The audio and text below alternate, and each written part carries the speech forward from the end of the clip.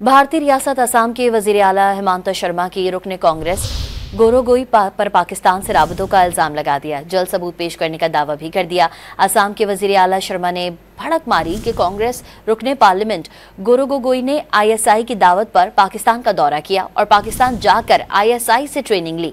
उन्होंने दावा किया कि गोरोगोई को पाकिस्तान से दावत महकमा दाखिला से मिली। दूसरी जानिब रुकने कांग्रेस गोरो ने वजीर आला शर्मा के बेबुनियाद इल्जामात को मुस्तरद कर दिया। उन्होंने हिमांता शर्मा की जहनी हालत पर भी सवालात उठा दिए।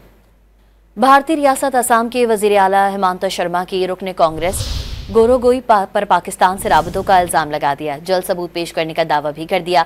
असम के वजीर आला शर्मा ने भड़क मारी कि कांग्रेस रुकने पार्लियामेंट गोरोगोई ने ISI की दावत पर पाकिस्तान का दौरा किया और पाकिस्तान जाकर ISI से ट्रेनिंग ली। उन्होंने दावा किया कि गोरोगोई को पाकिस्तान से दावत महकमा दाखिला से मिली। दूसरी जानिब रुकने कांग्रेस गोरो ने वजीर आला शर्मा के बेबुनियाद इल्जामात को मुस्तरद कर दिया। उन्होंने हिमांता शर्मा की जहनी हालत पर भी सवालात उठा दिए।